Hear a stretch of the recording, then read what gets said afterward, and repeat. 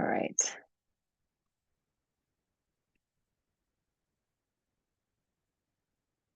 Okay, let's do this. All right, I am all set. So starting standing up. Oh, we definitely need to do the lymph flush today. I feel like I have been remiss in my own practice, not doing that very much. Inhale, open, and exhale, just shake it out, shake it out, shake it out. Inviting your tissue to bounce. So giving yourself a little bit of shake and bounce, freedom in your body. Inhale, open. Exhale, shake and bounce, shake and bounce, shake and bounce. So our tissue, the tissue in our body wants to have a variety of types of movement in a variety of locations, in a variety of relationships to gravity. And so if we just do like one thing all the time, our body gets good at that, but it might be missing parts like the bouncing and the shaking. So bouncing and shaking, really good way to bounce your tissue, to shake things up, to readjust what's going on inside.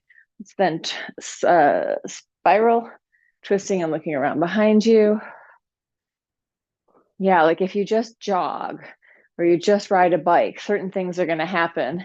Your body is going to form in a way. If you just do really stretchy things, other things, different things are going to happen. We want to be working for mobility, and for our tissue to adjust to what we're doing quickly, right? So that our tissue is responsive.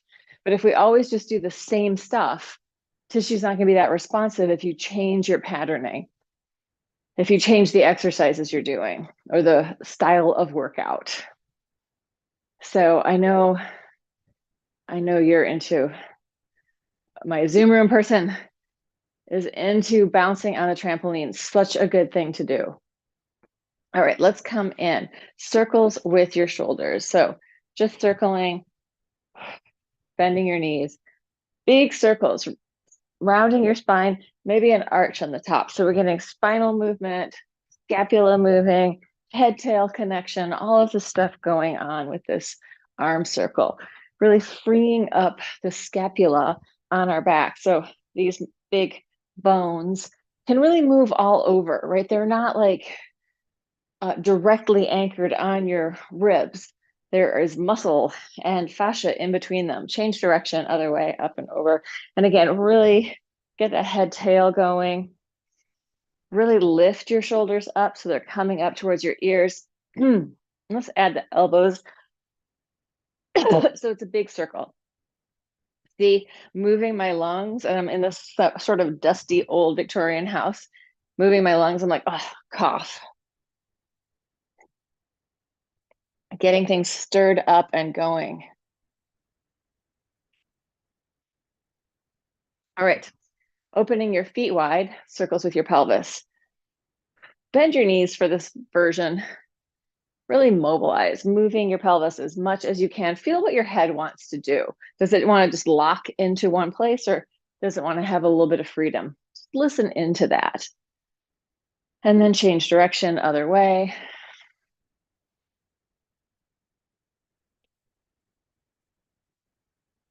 Feeling the air on your skin, feeling yourself inside of your skin.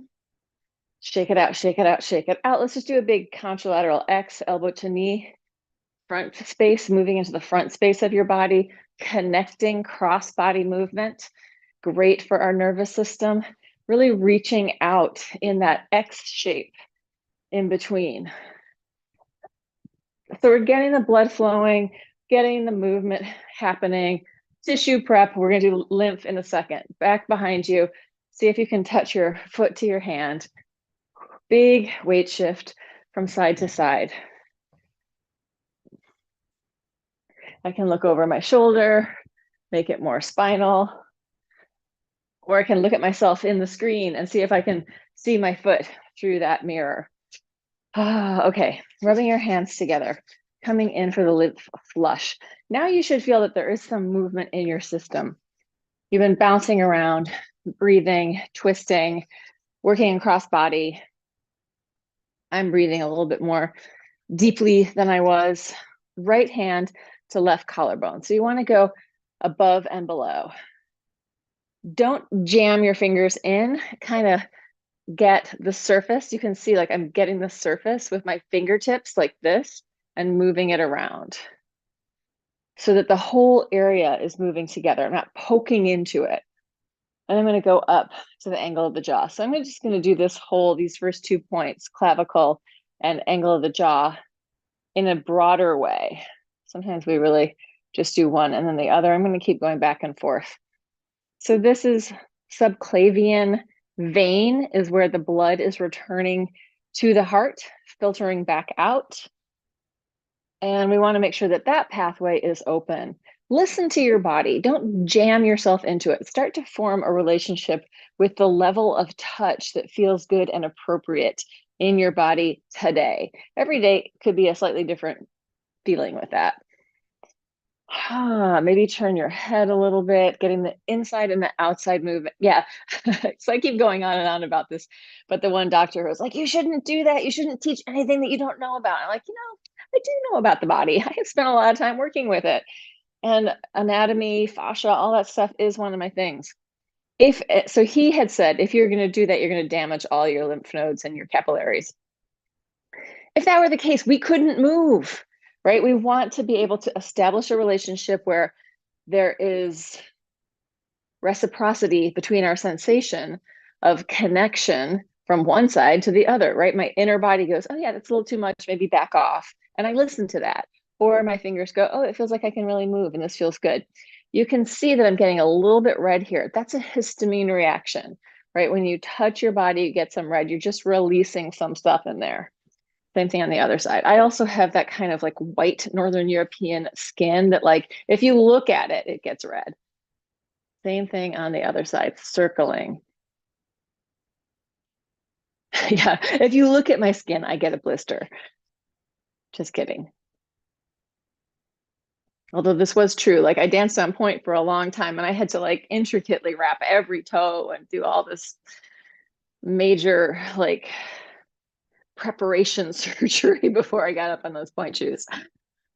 And coming around the angle of the jaw. So if anyone was going to be ripping up their capillaries and their lymphatic system, it would be me, right? I got that kind of skin. But when we do this type of stuff regularly to our body, we start to develop this relationship. We're also requiring the tissue to bolster up to be able to take it, right? We need to be touched. Humans do not thrive without touch. Failure to thrive. Babies that are not touched have a massive failure to thrive. What is that? That is like every fucking childhood trauma you could imagine thrown into one. Those ACEs, adverse childhood experiences, that if you add them up later, they indicate what your health is going to be like. The more ACEs you have, the lower your chances of being very healthy are. Babies that don't get touched. Or let's just say now we put babies in the little bucket seat and leave them there. That's also a baby who's not getting a chance to use its body. I'm not saying don't put your child in the bucket seat when you're going in the car, but don't leave your kid in a bucket seat and do your things. Let them have some freedom in their body so that they can develop strong, healthy tissue and connections. Bucket seat babies. Not enough movement, failure to thrive. All right, we're going to go to this K27 point right in there. It's just below. This should be a place where your fingers just fit right in. Oh, soften and breathe. I'm on the rampage this morning. It's that coffee I've been drinking. And then coming in for a little Tarzan thymus thump. So these exercises, some of them I learned from Perry Nicholson, who is a doctor of chiropractic, who does a lot of work. And my body, because I'm a mover, it requires interaction. I'm not somebody who sits still all day long, and you touch me and I'm gonna be like, oh, you're gonna hurt me. I'm like, no, let's do it. I'm a rough and tumbler. And I feel like if you have regular movement practices, the chances are the tissue in your body is, well, not I feel like, I know your tissue's gonna be way healthier than somebody who sits a lot. Hand on your upper right hand, left armpit pec. And again, I'm not jamming my fingers in. I'm using my hand like a little plate, like a little tree frog fingers, connecting so that there's sliding and gliding of the tissue underneath. Not going in there to damage, I'm going in there to free up flow. You can move with that, right? And change it to the other side. Our bodies were made, our bodies are movement. Like there's nothing that's ever happening where our bodies are actually in stillness. Our blood is pumping, we're breathing. Lymphatic stuff is moving through. We're digesting. Water is moving around, right? Fluids are moving. There is no stillness in being human. Even when you die, like the stillness is going to start to move towards decomposition. All right. Let's go to the next place, cisterna chyli, between your xiphoid process and your belly button, right in the middle. So here's my bottom of my ribs, xiphoid process. There's my belly button. It's right there. You're going to dig in and up. A little gentle pulse. So this time I'm doing that with my fingers in and up. I am kind of jamming them in. There's a lot of stuff to get through here. I got, sheaths of muscle tissue. And under there is my cisterna chyli, deep into my body. So it's not like right here on the surface, it's in there. So I'm pushing in, I'm going to round a little bit, but I'm not jamming it so that I rip my tissue apart. I'm getting in. There should be some resilience and rebound in your tissue. That's why we want to move a lot in multiple planes, multiple ways of relating to gravity. Let's go to the inguinal fold right in here. Take a little bounce with that. Relax your neck, tongue, and throat. Ho, ho, ho, ho, ho, ho. This is like the Santa bounce. Ho, ho, ho, ho. And then hands behind your knees, right there in the eye of the knee. I go like this, sideways, and make circles. I'm getting in there. Side of my finger, circling around. And I bend and straighten. And since I was on the pole on Tuesday, the back of my knees are a little sore. So also, like when I've got maybe a little bit of bruising in there, a little bit of tissue trauma from hanging on the pole, right? When I do this, I'm helping whatever might be stuck there reintegrate into my body, reabsorb. All right, that was my big lymphatic lecture. And let's stay standing for a minute.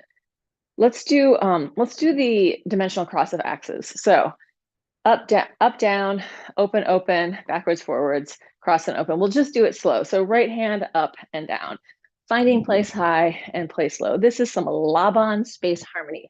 We could imagine that we're inside an octahedron, a three-dimensional diamond. Is that the way to say it? And we're hitting the highest point inside and the lowest point. And then we'll change it to the other side. Same thing, place high, place low. Vertical dimension in our body, up and down, up and down, up and down. And the water in our body always knows where up and down is, unless we're in the water, right? But if we move around, we can feel proprioception, interoception, kinesthetic awareness, where's up and down. All right, we're going to cross and open. So right hand, crossing and opening, side to side. Try to keep your hip bones facing front. Open, side across, side open, side across, side open. Same thing with the other side. Step across, open wide, side across, open wide, side across, open wide. Big weight shift from side to side across, open wide. And taking it backwards and forwards. So that was horizontal dimension. Now we're going to sagittal, backwards and forwards. The other side of my body is working as a counter tension. Again, I'm trying to keep my hip bones facing front. So pelvis is facing front and my upper body gets to spiral off of my pelvis. So some nice spinal movement in here. And forward, backward, and forward. Same thing with the other side. Taking it back and forward. We would say backward middle and forward middle. Like the level is like at the middle of my body. So again, if I'm inside an octahedron, I'm hitting the front point and the back point. An octahedron has 6 points and 8 faces, right? Versus a cube, which has 6 faces and 8 points. Good. Let that go. We're going to put the whole thing together. Right hand up, down, cross open, backwards, forwards. Reaching high up, take it down. Side across, side open, backwards, and forwards. If I name the places, it's place high, place low, one side, the other side, it would be right or left. I'm not going to name them because they're different on me than you. Backwards and forwards. Again, last time, up, down, cross, open, backwards, and forwards. Other side of my body. Place high, place low, vertical, side across, side open, horizontal, backwards and forwards, sagittal. Place high, place low, vertical, side across, side open, horizontal, backwards, forwards, sagittal. One more time. Place high, place low, vertical, side across, side open, horizontal, backwards, and forwards, sagittal. So that's very linear movement, right? We're doing these things, but we are crossing midline for some of it. We're moving in all the spaces. I think of this very much as the I am, horizontal plane, very much the we are, backwards and forwards, I will. Like, this is my will. I will do this thing. I won't do this thing, but I will. This is my will, my decision making. Shake it all out. And we're going to just do a circle on one side and a circle on the other, finding this sort of swing with suspension, letting your head go off vertical, getting this movement in your spine, breathing, feeling into the space around you, getting some freedom in your body, freedom fries. And I'm just going to turn off my Slack because I hear it making noise. I really hate having any kind of bells and whistles on my computer. Oh, and now I've ruined the the dance with my camera. It just goes on and on. Hold on, give me 1 second. We're going to come down to the floor. So as I'm prepping this and hopefully getting the camera to work again, there we go. Down to the floor. Taking it all the way onto your back. These are the things that live in my living room. Balls, cats, mats, weights. And I like to have as much space as possible. So some people like to have like a furniture. I've got less of that. There is a couch that the computer is currently sitting on. Just come in for a landing. Take your knees in towards you. Take a deep breath in. Wiggle, shake out, make some noise. Get that vibration of sound into your body. Shake, wiggle, feel your two sides. Feel right versus left. Does one feel more alive than the other? One of the good things about doing that dimensional cross of axis is that it really does help balance out our two sides. We're doing the same stuff. Lowering your feet to the floor. One knee drops, the other knee drops. Let's stay there. You're going to take your arm that's out and open up over your head, circling it around your body. Big arm circle, following your hand with your eyes, looking towards your fingertips.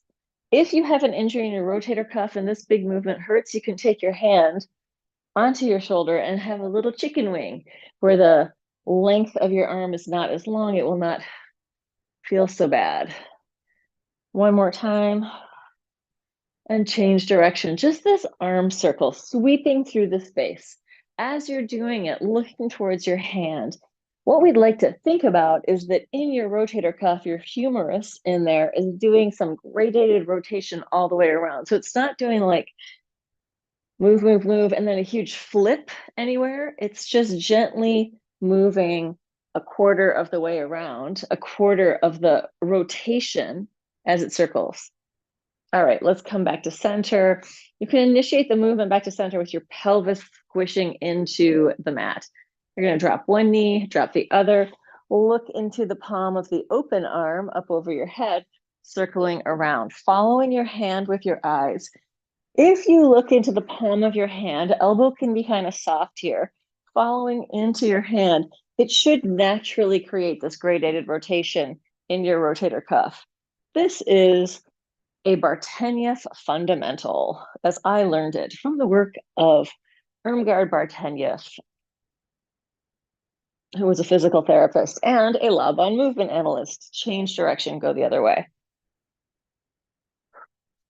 Yeah, and all of this, well, my work is really, really strongly founded on the work of both Rudolf Laban and Irmgard Bartenieff. They are really influential in the way that I teach and in the way that I look at movement, and I am indeed a Laban movement analyst. Anyway, just got to share that credential.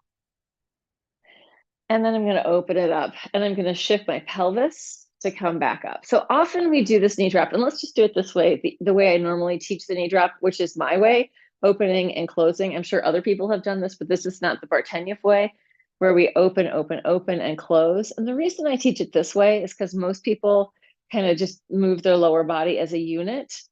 And I want that to get people to differentiate this opening and closing. So it's one leg and then the other, as opposed to just a whole lower body unit.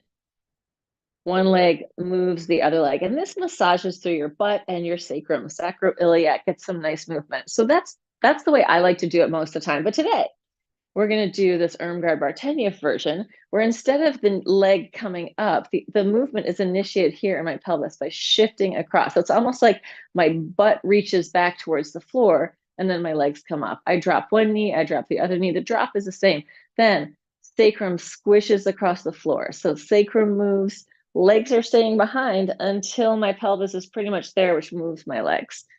Drop, drop, pelvis moves. You could take your hand, put it underneath your back, and then try and smash your fingers with your back. Not by lifting your leg to do it, but by moving your pelvis. So it's kind of coming from your center, your core, down through your leg. And there is definitely something wonderful about this version of doing that knee drop too. And that pelvic shift, learning how you could also take your hand here and really start the movement there. So it's your pelvic bone moving into the back space that brings you up, your iliac crest. Hand there, across. One more time each side, drop it down. Moving from your torso, leading the way. Leg, leg, and then torso leads you back. And let's go into just a pelvic lift and make circles there. So freeing up the pelvis a little bit more, warming up the hamstrings, butt, and back. Getting some more blood flow because those muscles, your extensors of your back, your hamstrings, and your butt are working. Front of the body is opening up and getting some movement. So we don't need to clamp in the front of our body as we're doing this. We maybe don't want to pop it out, but we don't need to clamp it in, change direction. A lot of the way that fitness is taught is often like, let's drive the car with the brakes on. Like, it's like, let's use the maximum effort to do something. And I just feel like that's a really unhealthy long-term way of doing things. Maybe once in a while, do the extra engaging, but that is not a way of life. Although it seems to be the way of life for most people. And when we become so sort of unsubtle in our sensing of tension, because we're always using the maximum tension, we aren't able to really let go, right? We aren't able to process or really be very present because we're holding all this tension. Tension masks sensation. All right, let's come in and do a happy baby pose. But I mean, I feel like a lot of people use exercise to not feel. Shake it out, shake it out, shake it out, right? They objectify their body and then they try not to feel except for really hard stuff, which is also good sometimes, just not the only way. We want a lot of colors in our movement palette, right? We want a lot of means of expression in movement, lots of variety. Yes, I can be very gentle and soft, like a dandelion fuzz in the wind, or I can be like a hammer I can be Thor's hammer. And our body appreciates that kind of diversity, right? Real subtle sensitivity. And also, I can really do it. I want all the things, not just one mode of being. Hands behind your head, elbow to knee, one leg in, one leg out. We're going again, contralateral pattern. Going 1, 2, 3, 4, 5, 6, 7, 8, 9, 10, 11, 12, 13, 14, 15, 16, 17, 18, 19, 20. Relax down. Turn your head from side to side. Free up your head tail. So let your tail wag one way and then the other. Probably in the same direction as your head. Maybe it's not, but free up your whole spine. When we move our spine and we free it up, we let the discs readjust themselves, right? And it's really movement, lots of movement that's going to give you healthier discs, a healthier spine than stillness. Stillness, we just start to lose integrity. Movement, we start to let things readjust, renegotiate the space. And that's why we also want to cultivate sensitivity and subtlety within sensing our body so we can go, maybe just a little bit of this, or this would really feel good right now. All right, let's do something not very subtle, a little Pilates. Hundreds, legs together, coming up, pulsing 1, 2, 3, 4, 5. Inhale, touchdown. You could do this with bent knees if that's easier for you. Inhale down, or you can come up, legs on the diagonal. Let's go with a flex and a point with the feet. Inhale down, exhale up, flex and point. Deep breath. Exhale, flex, point. Come down and up, flex, point. Really stay present with sensation in your body. Flex, point. And then we're going to change the arms. Arms are facing your thighs now, or hands. Palms of the hands facing in. Flex, point. Inhale, now palms facing up toward the ceiling. Flex, point. Deep breath. Exhale. Flex, point. Inhale, and then palms facing out. Flex, point. Deep breath and up. Flex, point, and relax and let it go. Turn your head from side to side. Free up your spine. Let your head, tail have some movement. Relax your neck and jaw. Take a big yawn. Shake and release, or just keep yawning a few times. Think of that yawn just moving out through your lungs, out even into your hands. So spreading out your hands, opening up. And even if you're not yawning, just fake it. Open, imagine the feeling of a yawn in your body. There was a period of time, like a short period of time, where I had some kind of infection in my one of my teeth that was ended up having a root canal. And in that point before the root canal, I couldn't yawn. It was really weird. Like that infection was stopping me from actually yawning. And it wasn't that I couldn't open my mouth that much. It was that something was impinging that expansion and taking in the air in that way, which was very strange. So just noticing things like, an infection can do something weird. Arms out, legs off the floor, spiraling, twisting one way and then the other. Oh, nice big crack. You can turn your head away from your knees if your back feels good. If it feels better to turn it in the same direction, you can do that, or you can just stare at the ceiling. Also feel free to do this with legs straight, extended out.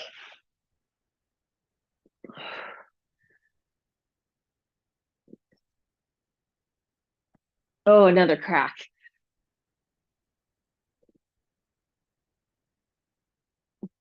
I always feel like I'm saving money on the chiropractor when my body cracks itself.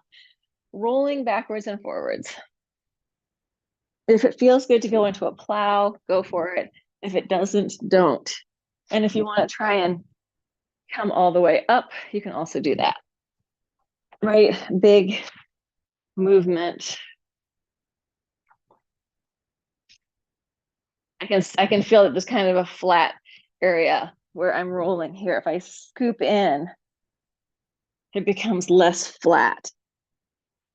And I mean, that's really the flat of my back. So surprise, surprise. If you want to take a second in your plow, go for it. And if plow and rolling sucks, just go side side instead.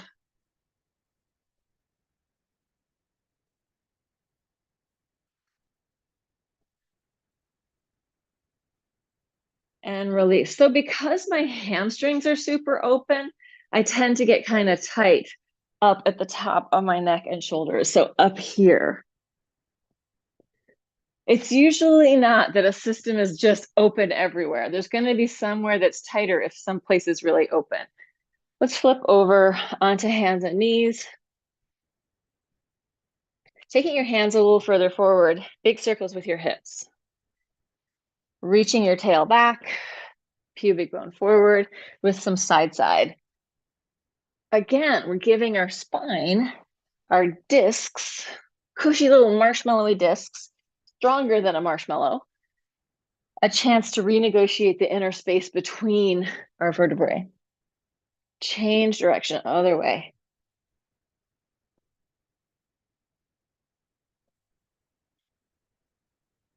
And also, if we sit a lot, we want to get this kind of movement where our pelvis is, where we have this kind of arch, where we're just opening up the front of our hips, the front of our gut body.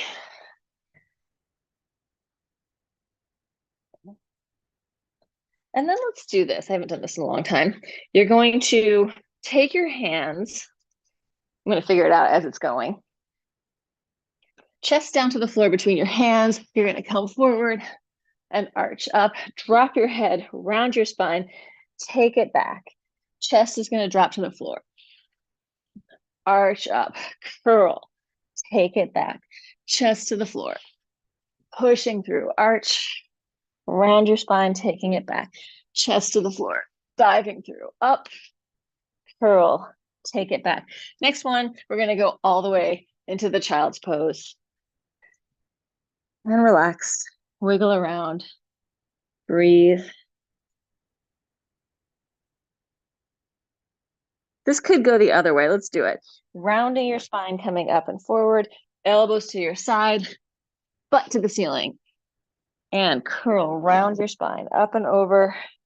Take it down. Elbows out. Stick up your butt. It's a stick up. Last one. Take it into your child's pose. Breathe. Turn your head from side to side. Relax your neck. Relax your spine. Come back down onto our bellies. Let's come into this Sphinx position. So your elbows, your forearms are parallel. Elbows directly below your shoulders. And you're going to look over one shoulder, look over the other shoulder, look over the first shoulder, straighten that arm, look over, straighten that arm. You're going to bend the opposite leg. So you're going to go over, flex, point, and come down. Over, flex, point, and come down. Or maybe it's just a double pulse, right? Too much to think about. Just look over your shoulder, see if you can see the opposite foot.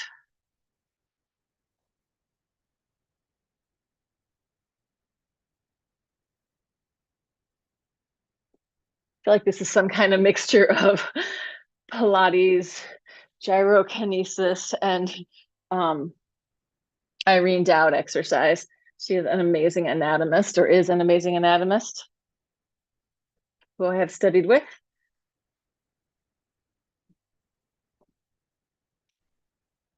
Good, and relax. Take it down. Bend your knees. Let your legs fall from side to side. Free up your tail. Relax your guts. Relax your abs. Let this massage across the front of your feet. Then we're going to make a circle. So it's going to circle all the way around. And change direction, other way. So this exercise, if you are a cyclist, would be great for your quads, your IT band, the health of the tissue in your legs, front of your hip flexors. And this would be an exercise that I would do after riding.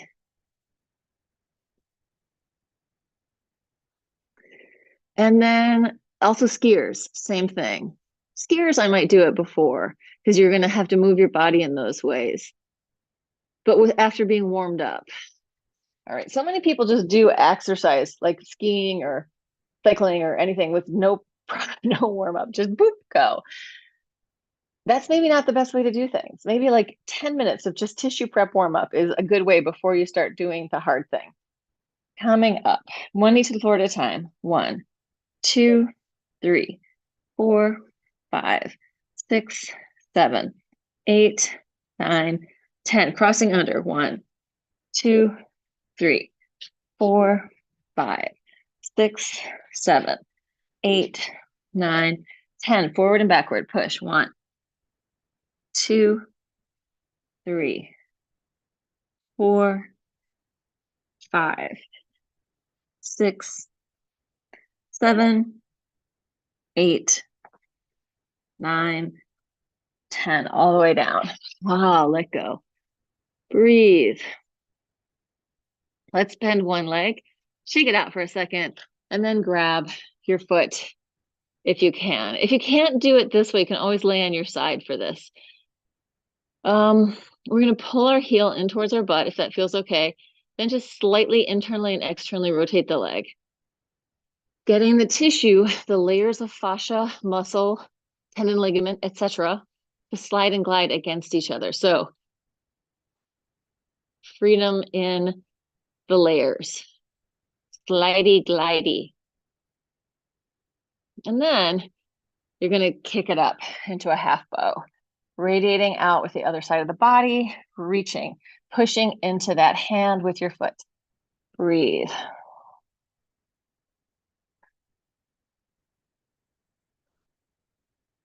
And relax it down. Switch it to the other side. Internal and external rotation.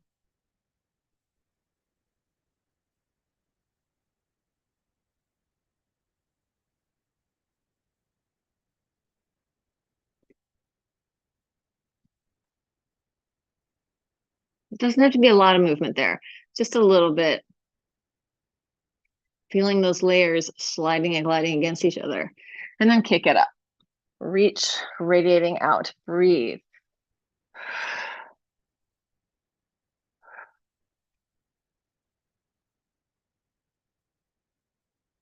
And release it down. Arch it up. Take it back.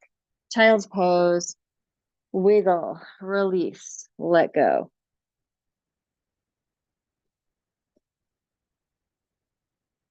Soften the inside of your guts, pelvis, pelvic floor, easy and loose, so you're not pulling from the inside of your body on your lower back, right? Tension can be coming from, if you're feeling pain in your lower back, it could be coming from different places pulling. So we want to have some freedom in our guts, not that they're all locked up in there. I forgot to do this when we were on our backs before, so I want to do it now. Coming back to your back, feet wide. This is, again, one of my happy, healthy back exercises that is sort of fundamental for me, foundational for my practice. And I almost always forget to do it unless I'm teaching this class. Internally rotate one leg at a time.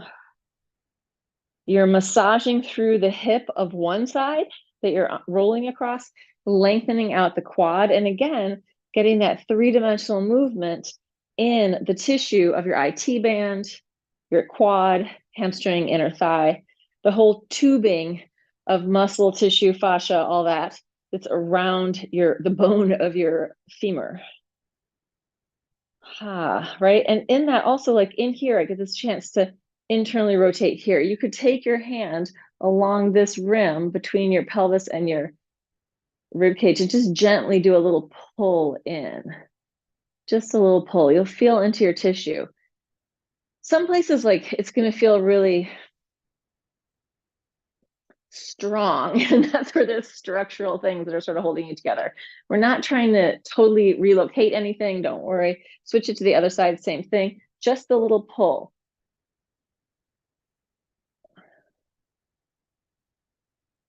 And actually, that pull can go either way. Like, you can pull away towards the bottom leg, or you can pull toward the ceiling. right? We're just digging in a little bit gently to our tissue, to our gut body, to make sure that things aren't getting adhesed in there, right? I've done a dissection on a cadaver that was like their liver and their diaphragm had like multiple adhesions. Like, we don't want that. We want sliding and gliding surfaces. Like, we need those things to be able to move, not be all jammed up in there. So that's why, like, this kind of pulling in and away or out is that it shouldn't be that you're going to destroy your body doing that stuff. You want to have a relationship with your own touch. All right, let's come onto all fours. Right, let's go down to elbows. Elbows and one knee up and down, going 1, 2, 3, 4, 5, 6, 7, 8, 9, 10. Other side. 1. We're not going to pull, like doing that kind of touching. You're not going to like pull apart anchoring points or anything like that. You're just getting more fluidity in there. 6, 7, 8, 9, 10. Taking it back down onto your belly. Let's go upper body, lower body. Open it out into an X, bring it in, come down. Upper body, lower body, radiate out, narrow in, come down. Upper body, lower body, reach it out, bring it in, come down. Upper body, lower body, radiate out, bring it in, come down. Upper, lower, X, bring it in, come down. Last one. Upper, lower, X, bring it in, come all the way up. Round your spine. Take it down to a child's pose. Just take a couple of deep breaths there. Really try to exhale everything out and then inhale. Expand your whole body with that breath. Big, deep breathing. Bringing in life, energy, and vitality through the breath. Nothing to hold on to. Just let go, easy and loose inside your body. Good. And then we're going to interlace our hands out in front of your head. You're going to roll up onto the crown of your head and then roll it back. Little massage through your cranium.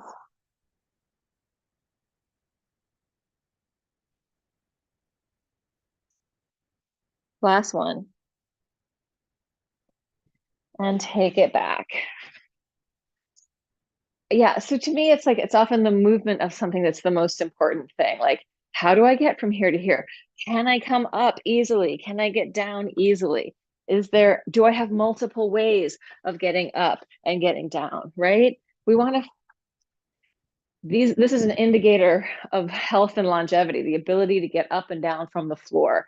If you were injured, you fell out of bed at night, broke something, could you get to the phone? Could you make your way somewhere?